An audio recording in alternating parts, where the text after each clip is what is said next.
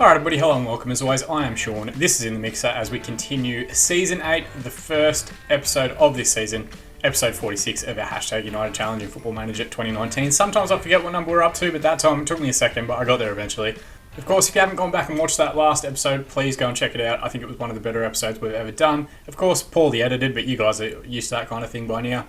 And of course, I won't give away the ending of that particular episode if you haven't gone back and watched it. But we're in the FM19 National League again in Season 8. But we did very well last year. We were initially anticipated to finish 24th, bottom of the division. This year it hasn't improved much. I think we're down to finish 23rd, which is just due to the club reputation, but we've managed to keep a lot of the group together that did so well last season. We've brought in some high quality transfers and free agents and things like that. We'll go through them in a little bit. And we've also, and perhaps most importantly, gone back and looked at what stuff we did really well and gone through like all of our analysis throughout the course of the season and looked at how can we maybe change and tweak our tactic a little bit to try and help everybody out. Because most of our team's under 20 still. Even guys that are going into their third season at the club are really like 20, turning 21 later in the year. So last season we actually finished as the top goal scorer in the Vanarama National. But our goals conceded ratio was amongst, I think we were 10th overall in terms of goals conceded. And that was the key area of improvement that I wanted to look at. So what I've done on our positive tactic, which is usually our default setting, we've added the shorter passing instruction. And the main transition I've made is moving away from ball-playing defenders at the back. We're going to switch to central defenders, which is basically at this level what most of the defenders that we'll pick up are going to be. And the hope is that instead of actually trying to play it out normally, because the team instruction is for shorter passing, they're also going to try and, if they have time, get the ball down, work it out to the wing-backs, work it forward into the midfield, do stuff like that. And then if they need to, they're not under as much pressure to play it out against the high press or something, they can punt a ball over the top or punt a ball out wide or whatever they have to do to get rid of it. So that's the main hope, to try and get them a little bit more comfortable in their roles. And by adding that shorter passing instruction to the positive mentality, we will kind of still have them doing the same things, but just a little bit of a different way to go about it through a team instruction rather than individual players. The one other thing that we learnt last year is that we do a lot better when we try and rotate through different mentalities throughout the course of the season to, one, keep teams that are scanning us on their toes so that they don't really know what to expect anytime we walk out on the pitch, and also to manage our intensity levels. So you can see our familiarity here is very good. Our intensity is pretty high as well. It's up in that kind of like pinkish reddish colour. And then if we move to our cautious mentality, you can see the intensity drops down to a more manageable level. One of the big things we struggled with last season was in the first half of the year, we played like probably about 75% of our games. I know we had 2 cup runs in the FA Trophy and FA Cup, but we had players that effectively didn't train for 6 months because we just kept having to rest them between our games for each of those dates to get them a boost, to get them back up to like, nearly 100% condition and sharpness so that they could get through like the slew of games that we were going through in that period. And I don't really want to have to wait to hit January 1st before we can actually start doing training stuff. So the idea is that we're going to try and fluctuate between our positive and cautious mentalities more frequently, and then our attacking mentality, the third one that we have here, is high intensity as well. It's probably our base familiarity. It's really for when we're chasing the game. Like let's say we're down a goal at half time, and fingers crossed it doesn't happen in this episode, but we can at least get the hairdryer out, scream at everybody, and then go attacking in the second half and try and outgun them and get 2 or 3 goals and do whatever we've got to do to recover the game and possession. That's the idea. That's how it's working out in my head. But as you'll know, if you've followed this series at all, it probably won't work out that way. And I will contradict myself before the episode's out, and we'll go and do something ridiculous relating to our mentalities. But that's what we've gone for, and that has also helped to build out our recruiting structure throughout the course of the off-season. First things first, we're going to bring up our depth chart, which you can have a look at here. It's probably the deepest squad we've had so far in this series, if I'm being completely honest. We've got a whole bunch of players that could step into first-team roles. We've got a whole bunch of players that are actually competing with each other for starting berths. I've put in pretty much the starting lineup that you're going to see today with only a couple of minor edits due to injuries, suspensions, whatever else. And we have a good spine of guys that have played at the club for a couple of years. Taylor Dennis, of course, came in last season, was fantastic in goal. Heroic in that FA Cup tie where we beat Crystal Palace across 2 legs. Joe Norman and Darren Downing both played last season. They're a good spine. Oliver Hyam has been at the club now for 3 seasons. Richard Threkaj will play up top and lead the line like he's been with us now for 2 seasons. Keith Mears been with us for 3 seasons when he eventually gets back. Of course, coming back from an MCL, he might not actually be the same player, but at least like we've got, like a good amount of players in here that have played for at least a couple of years, and then a couple others as well that are, entering their second season now, and a few other new players that we have brought in. And I know that's the one that you guys care about the most, so we're just going to bring up our transfer history here. We've had a couple of guys go out to clubs directly throughout the course of pre-season. We're actually starting to see small nominal fees paid for players, which is great. So like Nick Willis, Jamal Chambers, we picked up a couple of K for each of them, which is great. A lot of the other players have actually left due to end of contract, so they're not included here. I don't think they're included in last season's. They're not. But it has meant that keeping the majority of the group together, we have been able to be a little bit more specific in how we're recruiting. First one we're going to look at is Tony Smith. He's a right winger who's going to come in effectively for Sean O'Neill, who I'm trying to get rid of after he got sent off in that last episode. Joins from Nottingham Forest, where he was playing full-time football, had a professional contract, still 20 years of age, he's on £300 a week on a 2-year deal. He's got really good crossing, first touch. His passing technique and corners are 7s and 8s. So like if you think he's get a full season under his belt in that winger attack role, a lot of those 7s and 8s are going to push up a little bit further, get to 10s, and if he does that here, he's going to be a fantastic player for this level. 3.5-star current ability, 5-star potential, decent mental attributes, good flair, which we need. Our creativity comes from those two wide players a great deal, and good physical attributes as well. 13 acceleration, agility and pace, 14 natural fitness. There's not a lot more you could ask for, and I think he's going to be great for us on that right wing. Next one's Jason Fisher, who joins us from Leicester. Never made a first-team appearance for them, came through their youth structure. Still only 18 years old, only on £100 a week for a 2-year deal. Can play both the box-to-box and deep-line playmaker defender roles. We're going to look at the latter one for him. You can see he's got a lot of good attributes for that particular role and type, particularly his mental stats, which are very good. First touch does need a little bit of work. It's only a 5 at the moment, but again, similar structure. If we give him a whole bunch of games this season and he plays well in them and continues to grow and continues to develop, there's no reason that he can't take a lot of these key stats, get them into double figures and become a key player for us. 2.5-star current ability, 5-star potential. Thrilled to have him on board. The next one, Bernard Gallagher has joined from Chelsea. It wasn't that long ago that we weren't able to even talk to juniors as they were getting released from the likes of Chelsea, Arsenal, Tottenham, but it shows how far we've come in the last 2 or 3 seasons that we're able to sign them directly. 13 crossing, 10 first touch, 10 technique, 8 passing and 8 dribbling are his other 2 key attributes for the winger attack role. Good work rate with 14, 11 teamwork, 10 decision making.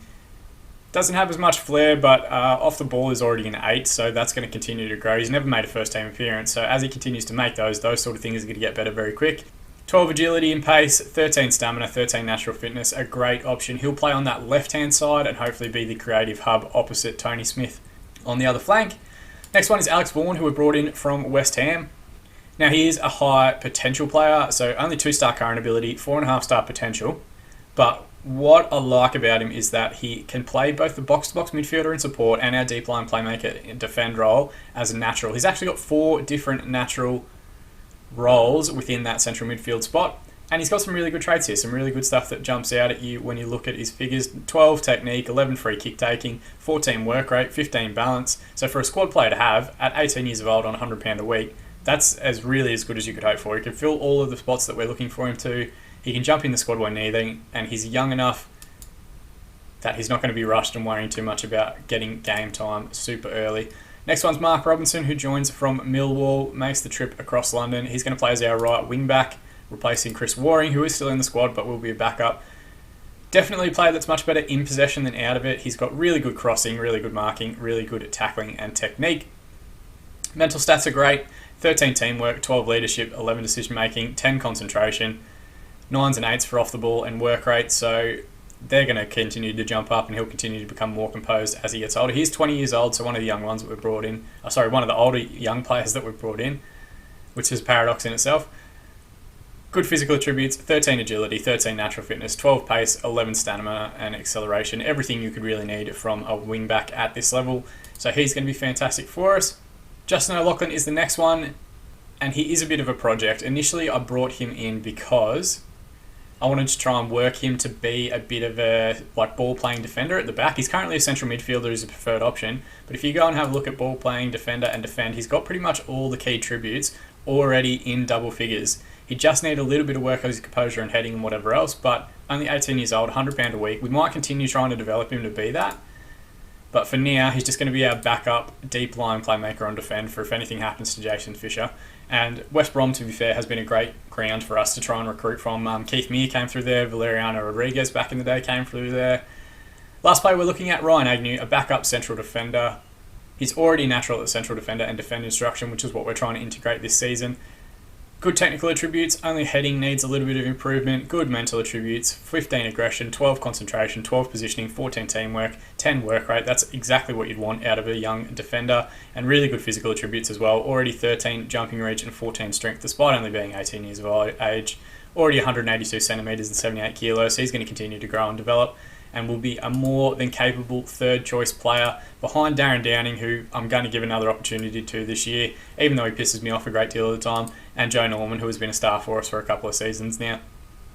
We do still have my bouncing baby boy Ben Barton, who's the first player to come through the #United Academy. That will also be in our defence, but I'm thinking I might loan him out actually for this season. Maybe have him play him a season below in the Vanarama in the South or something like that. Get him game experience that way. He still is only 16, but I would love to try and integrate more of the regens that we're actually making ourselves into the first team. Other than that, it's largely a familiar squad. We'll throw up the depth chart again now so that you can have a quick look. Again, this isn't set. If players impress, if players do well, they will get their opportunities for first team football. Off-field, a couple of small changes. Ricky Evans has actually joined as a coach. He's the highest paid coach we have, £450 a week. He's absolutely robbed me there. But great to see him making the transition to backroom staff, and thrilled to be able to keep him at the club. And the other one is Jamel Akeem, who actually left us for a little bit and then never got signed by any other club. So he's come in as a scout as well as that group continues to grow a little bit. Thrilled to have him. We've got a couple of guys that are getting towards that age as well, like Tashan Richmond, Harry Honesty. They're out playing at other clubs, but we are keeping an eye on them because we desperately want to keep those guys together and give them jobs at the club. And hopefully they'll continue as we rise up the leagues and get allowed more coaches and different quality as well. Rob Green's the other coach that we've sneakily got in. He's very, very good, so we're thrilled to have him as well. Our finances. These were the big things that we had a massive issue with the last couple of seasons. We've had wage budgets cut each of the last 2 years to different extents. But then last year, that cup run that we had, the FA Cup competition, it was so important for us to get back to kind of like a positive cash flow for a particular season, and we were able to actually recover a fair amount of our debt. We're still at negative £237,000 in debt, but if we go on a similar run this season in the FA Cup, we're going to get the prize money that's going to push us up into a positive bank balance for really the first time since the season actually started, or since the series actually started way back in 2018 in game. We're now in 2025, so like it's been kind of just heading in the same direction for quite a while. We're still not at a point where we're making more money than we spend each time, but hopefully as we continue to rise up the divisions, if we go up this season, we will go to full-time contracts, which means our expenditure will increase, but hopefully our TV rights increase then, our sponsorship deals increase, a whole bunch of other stuff will come with that as well, which will help a tremendous amount. But for that reason, we are going to continue to prioritise the FA Cup and the FA Trophy just to get that cash flow in.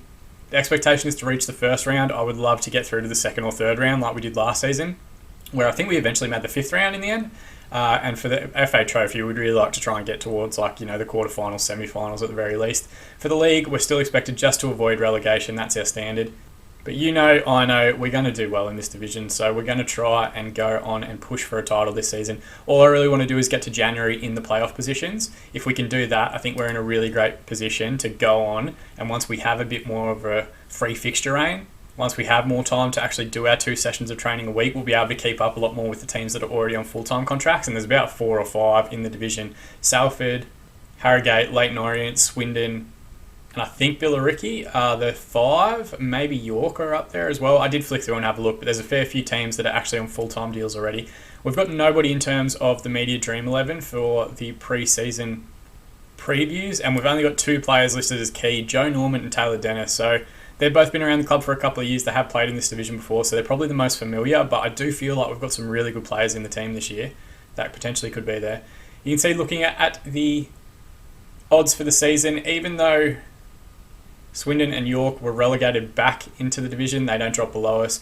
Gateshead, Sutton, Bromley and Nuneaton Borough were the 4 teams promoted, and yet somehow we are still 23rd with a 400 to 1 odds to actually win the league this season. So go and chuck some money on it if you can get your bookie to take it, because I very much expect to do a lot better than last season. Salford is still the favourites with 2 to 1, and Harrogate 5 to 2 second favourites. Borehamwood, Aldershot, Leyton Orient, Swindon, a lot of the bigger clubs that have previously played at a higher division sitting around there with close odds, despite the size and skill of their squads.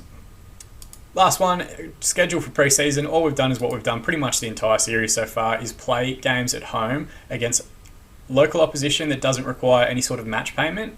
And we've just been making like 1 or 2K from each of these games from the crowds that actually attend, beating the living piss out of them to continue to boost our morale early in pre-season, and we have kept mostly clean sheets, only 1 goal conceded throughout that entire time. So hopefully we're in good stead, hopefully we're in good form, good fitness, and ready to go into our 2 games today against Bromley and Dartford, both of which are teams actually based in and around London. So they're kind of little London derbies, if you want to call them that. But again, you guys have heard more than enough talking from me, so let's go and jump straight into the game against Bromley now. So first, going through our shape, it is our 4-4-2 hashtag shape. Dennis, of course, in goal. We already spoke about him. Downing and Norman is our central defensive partnership. Keith Fitzpatrick gets another year as our left wing back. He was excellent last season. Robinson, who we already spoke about, will play on the other side as the other wing back. Smith and Gallagher on the wings making their professional debuts today. And Heim and Fisher as the 2 midfielders. Heim's actually going to take the armband this season with Keith Mear out until at least January. And we're going to try and give him a bit more focus and just play that box-to-box role this season because Fisher's come in and could do it very well. There's a couple other players that can step into the deep line playmaker defender role if need be. And we're going to go with Grant up top, who did join us late last season from Southampton, and Threkaj, who previously I called Dick Thrash, but given how good he was last season, given that fantastic winner he got against Crystal Palace, he's earned the right to be called by his actual name. We're going with Gardner, Agnew, Waring, Kiembe and Chadwick on the bench. Jimmy Chandler is the only person that's out with suspension, and Keith Mear, of course, with his injury, will continue to be a few months away. Effectively, Keith Mear's a new signing in January, think of it that way. They're playing a flat 4-3-3. There's no such thing as a flat 4-3-3, but they are playing with one anchor man, Teddy Baker, whose name rings a bell, so I think we have previously played against him at some point. And Callum Dyson on the right wing, who's actually a really good striker if you can pick him up in your own lower league saves this series, or this year in FM. Given this first game of the season, just calmly going to say enjoy the match today. I'm just trying to get everyone's morale up into those green ticks. Pointing north, they do call the game morale manager, and the better we can do, or the longer we can keep everybody happy, the better we're going to do this season. But really, I just want to see some sort of positive response or positive way to start the season. Let's just switch that from focus of attacks over to league table so that we can keep an eye on other results across the division. Our next opponent, Dartford, have taken a super early lead in their game. First highlight now, it's a deep free kick for Hume. It's a long one forward. Robinson's going to head it away. Doesn't go that far. Baker recovers now. Inside to Yonton, to Hume, to Dyson. Gets his strike away, and it looked like it pinballed around. The keeper might have actually dove, and the ball falls to Noah Hume for his first goal of the season. And we'll have a look at it now in 3 dimensions and see what happened. I think when Dyson struck the ball, maybe the keeper dove to the left to try and save it, but it hit a deflected player. No, it's just pretty poor, to be honest, and I think maybe Taylor Dennis in goal jumped over the ball. So there we go, we've got a goal down in the first 12 minutes, so everything that I just said about like tactics and changing it and whatever else, ignore that, because obviously I haven't gotten it right. Hume now with the free kick from shooting range, he's hit the post, and it's come to Adam Dixon in the box. It's his first goal of the season, which makes sense given it's the first game of the season, but we are 2-0 down very early in this game. It's not a bad free kick. It had a good curve on it, but really, like, that's poor following in from everybody that Dixon from 6 yards out can recover and knock it home.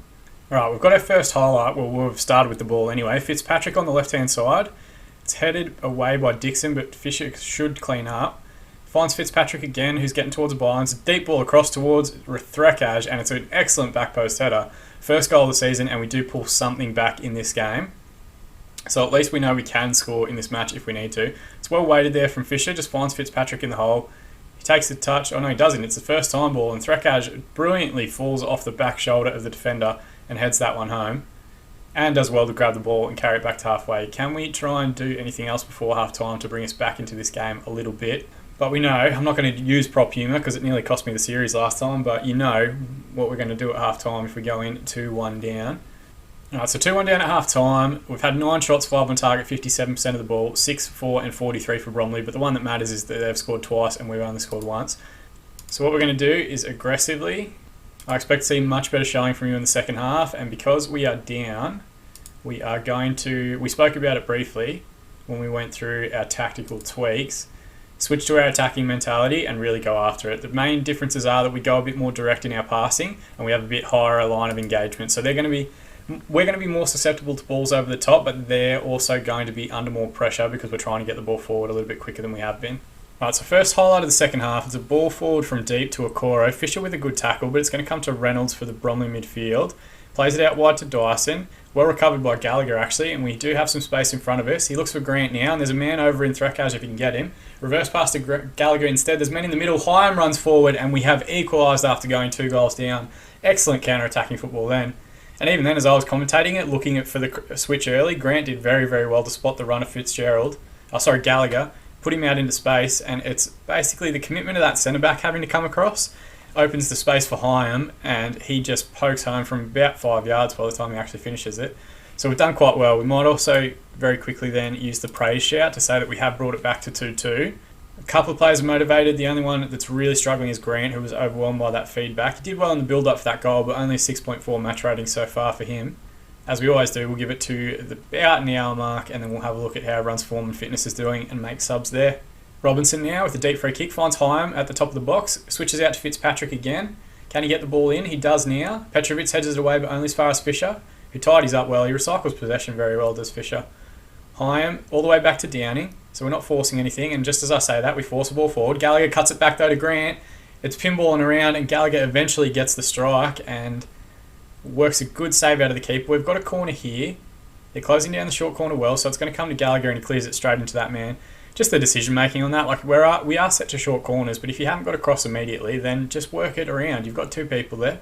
Alright, now we're going to look at a couple of subs. We're going to take off Joe Norman and give Ryan Agnew his debut. He's only on a 6.4 match rating. Mark Grant has struggled, but I don't have another fullback on the bench. Mark Robinson hasn't. Oh, whoops. Nearly put Joe Norman in midfield. Don't want to do that. Mark Robinson will come off for Chris Waring, who is on the bench.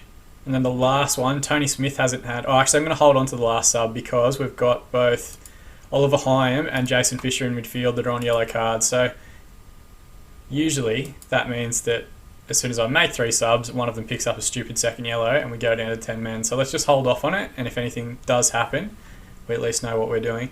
And I'm also going to use our Get Creative shout. Good old faithful, after an hour. Everybody seems inspired, so hopefully we can push on and try and find a winner here.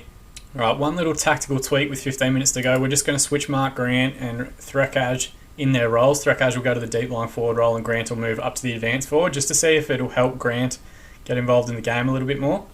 And we're into the last 10 minutes, so we're also going to demand more again and see if we get any sort of response. Everyone's focused, but what I really need here is a highlight.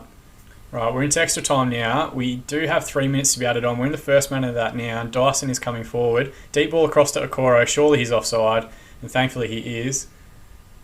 So do we have anything left in us to try and get one more highlight before the game ends? We're into the last 30 seconds now of the match, and I dare say this is going to be the end of the game. They played the ball forward, and the referee calls full time. So look, it's one of those 6-1, half dozen the other type things.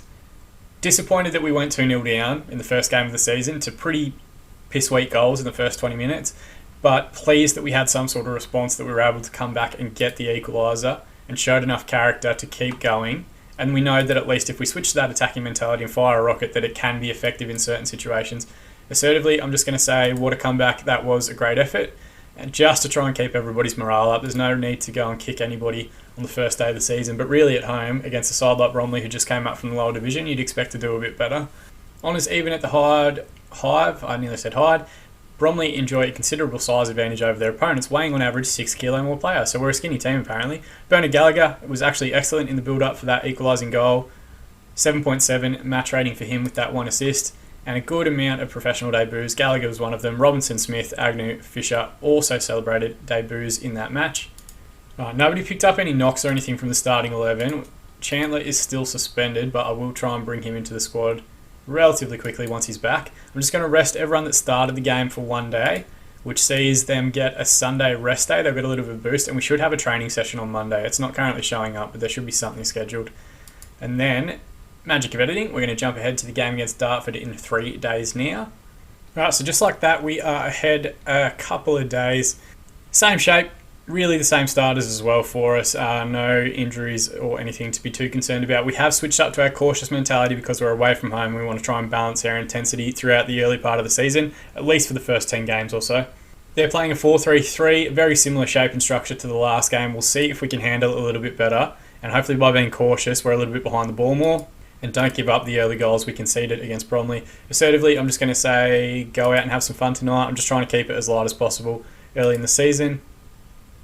And what I might do is assertively tell the defence, I think there's a lot more to come from you guys. Having already conceded 2 goals this season from 1 game, you would like to see them improve a little bit. And they had a pretty good pre-season together. They've got a corner here, Bansal McNulty to take. Sona with the header, but it was never really looked like trouble in the goalkeeper. It hit pretty much the back side netting. But we're still using our shape and our custom corner techniques, or corner takers, corner structures, setups, whatever you want to call them, for both defending and attacking. We've got the ball here forward. Hyams won the ball, goes back through Fisher at the base of midfield to Smith now, who cuts inside. Back to Hyam, who can slip in the player from distance, like I think Grant it was, just didn't make that run to get played in. And Hyam's drive from the edge of the area is just wide. 30 minutes gone, we're going to use our demand more shout. And the only real concern is that Keith Fitzpatrick has picked up a yellow card. I don't have a specialised wing-back on the bench, so we'll have to keep an eye on him as the game continues. So getting into half-time, they've had 7 shots, 2 on target, 48% of the ball. We've had 5 shots, 2 on target, 52%. Not a whole lot from either side in terms of match highlights, so let's just passionately say I'm pleased with how things are going. Keep it up. We'll try and keep that air of positivity going, keep trying to boost morale, and hopefully if everyone's a little bit comfortable and happy, they will go out and play with a bit more freedom. But we might keep an eye on it. When we do our subs after an hour, we might have a look at how the mentalities are shaping out and seeing if we need to change anything. Here we go. Deep, a free kick from Robinson, finds Hyam, square, now to Fisher, switches it out to Fitzpatrick, who has time and space in front of him. Can we work the 2v1 here? Plays in Gallagher, who squares it up for Threckage, but he was offside. He was ahead of the cross before it got to him. If you had to just time that one just a tiny little bit better, it was good play. Like, that's exactly what we want to see. Us working a 2v1 in a wide area, sliding the ball across the 6-yard box, but just a little bit too early. Right, now gone. It's the same 2 players that we subbed off last time, Joe Norman and Mark Robinson, that are struggling at the moment. Agnew and Waring will come on again. Fitzpatrick's yellow card is a concern. Grant's form up front is a concern as well. That's proving to be a little bit of a struggle. And we're also going to use the Get Creative shout. We have had 1 highlight. We have got the ball in the back of the net 1 time as well. Correctly ruled out for offside, but at least we know we can do it.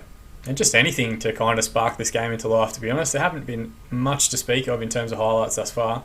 Right, 10 minutes to go. We're going to do what I always do, which is pretty much risk it all and go for it. So we're going to bring on Chadwick on the right wing. We're going to switch to our attacking mentality.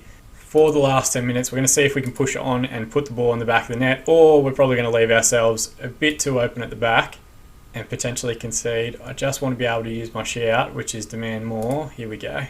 Come on, boys. 10 minutes remaining. Let's try and get a winner. Let's try and start the first episode of Season 8 with at least 1 win. Everyone seems focused, but still no highlights to speak of. 3 minutes to be added on. Is there going to be any late drama in this one? Deep free kick at the end of additional time, and dare I say it, the referee might be about to blow for full time. We've got a good press there if we can catch Ritson. Plays it forward, backs to Richards, into Coleman, to McCormick. Good crossfield switch, but it's gone out for a throw, and the referee's blown full time. I can't remember the last episode we had where we didn't get at least 1 win, or, didn't get at least a loss, but 2 draws. It's kind of, and 2 boring draws, considering the first one had 4 goals. So pretty interesting. I'm just going to say unlucky, boys, it wasn't our night. I'm only trying to keep morale up this point of the season. I'm not trying to do anything too crazy to upset people. I'm not trying to set expectations too high because I want us to build momentum. But in reality, I do look at both of those games and think potentially 2 points dropped if we really want to be challenging for the title. But let's try and not be like that. Let's try and be positive. We're undefeated. We're defensively more sound than we were because I don't think we kept many clean sheets at all last season, so we've just kept 1.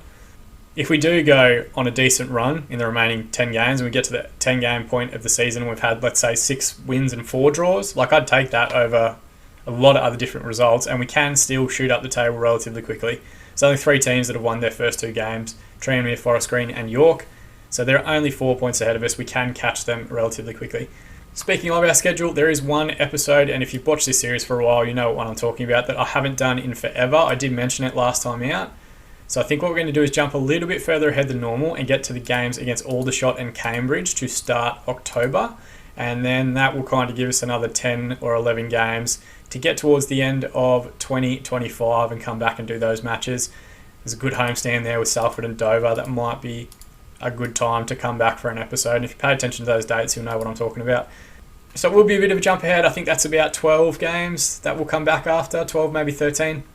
Plus, of course, if the FA Cup or FA Trophy games get moved around or rescheduled or anything like that, that might move and change. But that's roughly what we're going to aim at. Aldershot and Cambridge at the start of October. If you guys want to celebrate the start of Season 8, throw a like on the video. The big one, I've just realised this video comes out on October 2nd, so the big one, yesterday we will have announced our FM giveaway winners to win free copies of FM20. I think to date we've given away 3, unless someone's made a late charge between me recording this and actually uploading it. We're going to announce our beta save winner, which was voted for you guys on Twitter at @InTheMixer_FM, and we're also going to announce our FM20 main save, which I am super excited about. So please go and check that video out, show your support on that one. Let me know what saves you're going to be doing in Football Manager 2020, because I just love seeing what different series people want to do, how they're going to be spending their time in the game. And of course, if you're going to be doing your own Football Manager content, chuck it down there as well. I will go and check it out and provide support every time I can. But more than anything, I just appreciate you guys watching this one. Subscribe to the video if you want to be kept up to date on videos as they're released, or you can follow @InTheMixer_FM at Twitter to be kept up to date to all Football Manager related news as we continue our build up to FM20. But as always, I've been Sean, this has been In The Mixer, and don't you ever forget to hashtag it.